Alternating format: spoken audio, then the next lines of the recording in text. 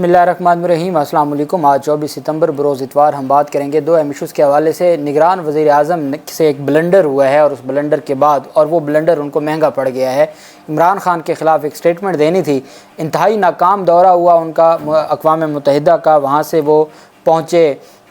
London میں اور وہاں پاکستان مسلم لیگ نون کے جو رہنما ہیں ان کے ساتھ ملاقاتیں ہوئیں اور اس کے بعد ایک سٹیٹمنٹ جو سامنے آئی عمران خان کے خلاف، اور اس پر پھر الیکشن کمیشن آف پاکستان کے لیے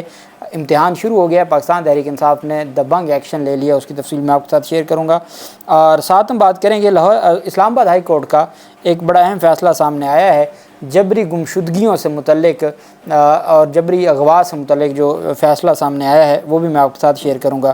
سب سے پہلے میں آپ کو بتاتا چلوں کہ صحافی جمیل احمد کو جوڈیشل ریمانڈ پر جیل بھیج دیا گیا ہے۔ ڈیوٹی مجسٹریٹ مرید عباس نے صحافی خالد جمیل کو جوڈیشل ریمانڈ پر جیل بھیجا ہے۔ ان کو گرفتار کیا گیا تھا، پیک ایکٹ کے تحت گرفتاری عمل میں لائی گئی تھی اور ساتھ پاکستان پینل کوڈ کی دفعات بھی ایڈ کی گئی تھیں اور 2 روزہ جسمانی ریمانڈ منظور کیا تھا عدالت نے۔ آج عدالت میں جب ان کو پیش کیا گیا اور باقاعدہ طور پر عدالت میں جب آرگومنٹس ہوئے تو آرگومنٹس سننے کے بعد عدالت نے فیصلہ محفوظ کیا اور فیصلہ سنایا۔ عدالت نے ان کا مزید جسمانی ریمانڈ کی استدعا مسترد کر دی اور عدالت کی جانب سے ان کو جوڈیشل ریمانڈ پر جیل بھیج دیا گیا ہے۔ آج ہی درخواست ضمانت دائر کر دی گئی ہے اور پرسوں کے لیے درخواست ضمانت کا بھی نوٹس جاری ہو گیا ہے۔ خالد جمیل کا جو قصور ہے وہ صرف یہ ہے کہ آزادی اظہار رائے، اور جن کو لگتا تھا کہ قاضی فیض عیسیٰ صاحب جب آئیں گے تو آزادی اظہار رائے کے حوالے سے کوئی بڑا تگڑا فیصلہ دیں گے، کوئی بڑا ایکشن لیں گے، کوئی از خود نوٹس لے لیں گے، ایسا کچھ بھی نہ ہوا اور ایک صحافی کو گرفتار کیا گیا، ان کی تصویر وائرل کی گئی اور تذلیل کی گئی، اس کے باوجود کوئی کارروائی نہ ہوئی اور 2 روزہ جسمانی ریمانڈ مکمل ہوا۔ قانون کے مطابق ان کو جوڈیشل ریمانڈ پر جیل بھیج دیا، وہی قانون کے مطابق ان کی جو ضمانت ہے وہ ہوگی اور جو قاضی فیض عیسیٰ صاحب سے جو ہم خیال صحافی امیدیں لگا کے بیٹھے تھے ان کی امیدوں پر پانی پھر گیا ہے۔ دوسری جانب اہم جو ڈیولپمنٹ سامنے آئی ہے وہ اسلام آباد ہائی کورٹ نے جبری گمشدگی انکوائری کمیشن کی سفارشات پر عمل درآمد کے کیس میں 10 اکتوبر کو وفاقی حکومت سے جواب طلب کر لیا ہے۔ جسٹس محسن اختر کیانی صاحب نے 2 صفحات پر مشتمل تحریری حکم نامہ جاری کیا ہے۔ عدالت نے تحریری حکم نامے میں کہا کہ حکومت معاملہ کابینہ کے سامنے رکھے گی یا کسی اور طریقے سے حل کرے گی، جواب دیں۔ ایڈیشنل اٹارنی جنرل وفاقی حکومت سے ہدایات لے کر آگاہ کریں۔ عدالت نے کہا ہے کہ دیکھیں جی، بتائیں آپ یہ معاملہ کابینہ کے سامنے لے کے جانا چاہتے ہیں یا کسی اور طریقے سے آپ معاملہ حل کرنا چاہتے ہیں۔ ہر صورت آپ کو معاملہ حل کرنا ہوگا اور ہر صورت آپ کو اس مسئلے کا حل نکالنا ہوگا۔ ایڈیشنل اٹارنی جنرل وفاقی حکومت سے ہدایات لے کر آگاہ کریں۔ تحریری حکم نامے میں کہا گیا کہ لاپتہ افراد انکوائری کمیشن کی رپورٹ عدالت کے سامنے پیش کی گئی۔ درخواست گزار ایمان مزاری نے بتایا کہ جن بلوچ طلبہ کا ذکر کیا گیا ان میں سے ایک بھی ریکور نہیں ہوا۔ ایڈیشنل اٹارنی جنرل نے وضاحت کی کہ کمیشن نے 3 بلوچ طلبہ کا کیس حل کر دیا تھا۔ عدالت نے کہا کہ ایڈیشنل اٹارنی جنرل نے کہا کہ درخواست گزار نے جن 55 بلوچ طلبہ کا ذکر کیا وہ معاملہ حل ہونا ابھی باقی ہے۔ ایڈیشنل اٹارنی جنرل حکومت سے ہدایات لے کر 10 اکتوبر تک اپنا جواب جمع کروائے، یہ استدعا کی گئی ہے اور یہ کہا گیا ہے اور اسلام آباد ہائی کورٹ کی جانب سے حکم نامہ جاری کیا گیا ہے کہ ہر صورت۔ اب آپ دیکھیں، پہلے ہم سنا کرتے تھے بلوچ طلبہ کا یا بلوچ لوگوں کا جبری گمشدگی کے کیسز آتے تھے اور انسانی حقوق کی جو تنظیمیں تھیں وہ بھی بات کرتی تھیں۔ اب ایک بات مجھے نہیں سمجھ آتی اور وہ یہ ہے کہ پہلی بار ایسا ہوا کہ پنجاب میں اس طرح سے لوگوں کو غائب کرنے کا ایک بڑے پیمانے پر کام شروع ہوا۔ پھر خواتین کو گرفتار کیا گیا، خواتین کو جیلوں میں 5 ماہ سے رکھا گیا، ان کی ضمانتیں نہیں ہوتیں۔ جو کچھ شیریں مزاری کے ساتھ ہوا، اس کے علاوہ جو باقی پاکستان تحریک انصاف کی جو قیادت تھی ان کے ساتھ جو کچھ ہوتا رہا، تو میں نے نہیں دیکھا کہ جو خواتین ہیں، وہ خواتین جن کو موم بتی مافیا بھی کہا جاتا ہے، لوگ کہتے ہیں، ہم نہیں کہتے، تو وہ ان خواتین کی جانب سے کبھی کوئی بات نہیں کی گئی جو ہیومن رائٹس کے چیمپئن بنتے ہیں، حامد میر جیسے لوگ، ایمان مزاری جیسے لوگ، جو اس طرح کے کیسز پر تو بات کرتے ہیں لیکن وہ ملٹری کورٹس کے حوالے سے بھی خاموش ہیں۔ وہ خواتین کی 5 ماہ سے ضمانتیں پینڈنگ پڑی ہیں یا خارج ہو رہی ہیں، اس پر بھی وہ خاموش ہیں۔ جو ہیومن رائٹس وائلیشن ان کا جیل میں جو کچھ ان کے ساتھ کیا جا رہا تھا اور ان کو ان بنیادی سہولیات نہیں دی جا رہی تھیں، اس پر بھی خاموش تھے۔ تو یہ خاص ایک معاملے کے لیے اب میرے خیال میں اور چونکہ اب پنجاب میں یہ ساری چیزیں سامنے آئی ہیں تو میں یہ سمجھتا ہوں کہ ذمہ داری بنتی ہے ہماری اتھارٹیز کی کہ وہ آئین اور قانون کے مطابق جو بھی جس کے خلاف کارروائی کرنی ہے آئین اور قانون کے مطابق کارروائی کریں، اور تب ہی جا کے معاملات بہتر ہو سکتے ہیں اور ریاست پاکستان آگے چل سکتی ہے۔ دوسری جانب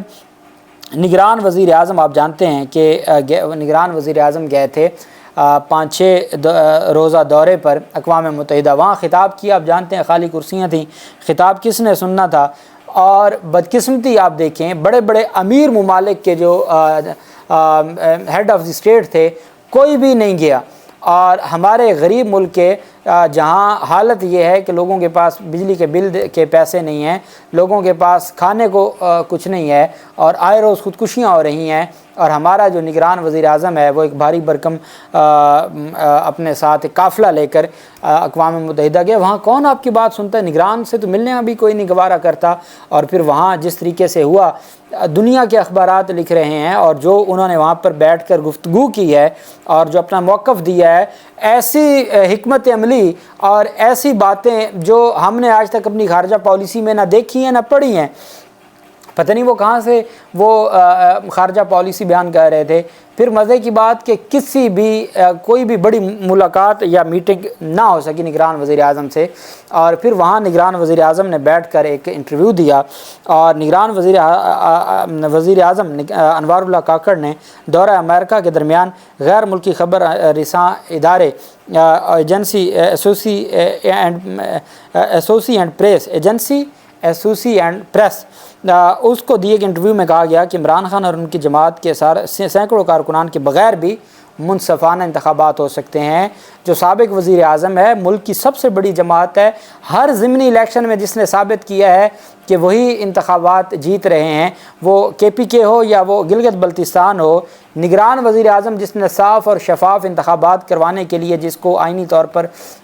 تعینات کیا گیا ہے، وہ کہہ رہا ہے کہ عمران خان نہیں بھی ہوگا تو منصفانہ انتخابات ہو جائیں گے۔ عمران خان نہیں ہوگا تو جو 70-80% لوگ عمران خان کو ووٹ دینا چاہتے ہیں وہ کیسے کہیں گے کہ منصفانہ انتخابات ہیں؟ آپ نے ہر سروے، اب تو آپ نے سروے کرنے پر پابندی لگا دی ہے، ٹی وی چینلز پر پابندی لگا دی ہے، تو پھر بتایا جائے کہ ایسے کون سے انتخابات ہوں گے جو عمران خان کے بغیر آپ کو لگتا ہے کہ وہ صاف شفاف انتخابات ہوں گے۔ ان کی جانب سے کہا گیا کہ جو سینکڑوں کارکنان ہیں عمران خان کے، ان کے بغیر بھی انتخابات ہو سکتے ہیں، اور انوار اللہ کاکڑ نے کہا کہ انتخابات نئے سال میں ہی ہوں گے، جبکہ انتخابات میں فوجی مداخلت کی بات درست نہیں ہے، عام انتخابات سے فوج کا کوئی تعلق نہیں ہے۔ اور نگران وزیر اعظم نے الیکشن کمیشن کے بعد نگران وزیر اعظم نے بھی غیر آئینی بیان دے دیا۔ ایک تو عمران خان جو ملک کا سب سے پاپولر لیڈر ہے سیاسی، اس کو انتخابات سے آؤٹ کرنے کی جو ذہنیت ہے وہ بھی سب کے سامنے رکھ دی، اور یہ بھی بتا دیا کہ وہ انتخابات 90 دن میں نہیں ہوں گے، وہ اگلے سال ہی ہوں گے۔ اور اس پر جو پھر پاکستان تحریک انصاف کی جانب سے ایک بات آپ جانتے ہیں کہ جب لنڈن پہنچے ہیں نگران وزیر اعظم تو جس ہوٹل میں انہوں نے قیام کیا ہے وہاں سے ملک احمد خان نکلتے ہوئے میڈیا نے پکڑ لیا، تو میڈیا نے سوال کیا کہ بھئی نگران وزیر اعظم بھی یہاں ہیں، آپ بھی یہاں ہیں، چونکہ ملک احمد خان وہ شخص ہے جو وزیر اعلیٰ بننا چاہتا تھا، اور پھر حمزہ شہباز کو بنایا گیا، جس کی وجہ سے پھر حمزہ شہباز کو رہنے نہ دیا گیا، اور پھر عمر عطا بندیال سے فیصلے لیے گئے تھے، قمر باجوہ، اور یہ سارا جو ماضی میں ہوتا رہا۔ تو ملک احمد خان کینڈیڈیٹ تھے وزیر اعلیٰ کے۔ جتنی بھی اسٹیبلشمنٹ کے درمیان ان کی گفت و شنید ہوئی، ان کے مذاکرات ہوئے، اس میں سب سے بڑا کردار ماضی میں ملک احمد خان کا تھا۔ اب ان کا اس ہوٹل سے نکلنا جہاں پر نگران وزیر اعظم بیٹھے تھے، تو اس پر کہا جا رہا ہے کہ شریف خاندان ملنے آیا تھا، کیونکہ سارا شریف خاندان وہاں پر ہے، تو وہ نگران وزیر اعظم سے نواز شریف وغیرہ ملنے آئے، اور اس میں باقی لوگ تو خفیہ طریقے سے ان کی ملاقات ہوئی، لیکن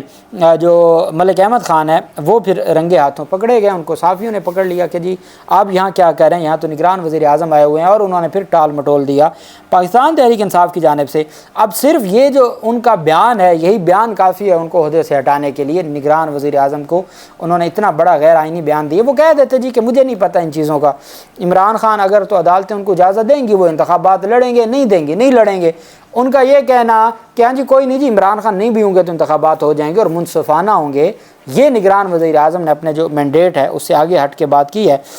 اس پر پاکستان تحریک انصاف کی جانب سے کہا گیا ہے کہ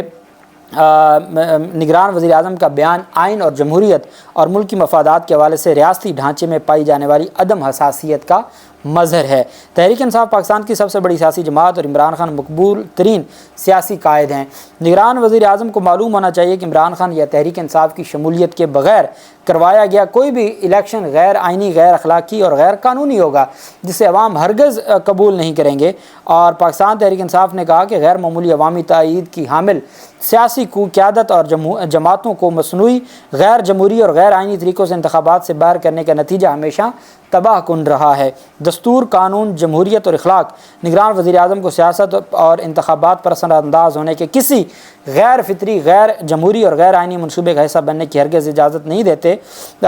پاکستان تحریک انصاف نے انوار الحق کاکڑ کو اپنے بیان کی فوری وضاحت کرنے اور بطور نگران وزیر اعظم اپنی حکومت کو جمع تفریق کے شرانگیز منصوبوں سے مکمل الگ کرنے کا مطالبہ کیا ہے، نہیں تو ان کو عہدے سے استعفیٰ دینے کا مطالبہ کیا گیا ہے پاکستان تحریک انصاف کی جانب سے۔ اور بالکل درست بات ہے، جس طرح کا بیان دیا گیا ہے میں نہیں سمجھتا کہ نگران وزیر اعظم کا یہ مینڈیٹ ہے اور ان کو اس طرح کی گفتگو کرنی چاہیے۔ اللہ پاک پاکستان کا حامی و ناصر ہو۔ بہت شکریہ۔ اللہ حافظ۔ پاکستان زندہ باد۔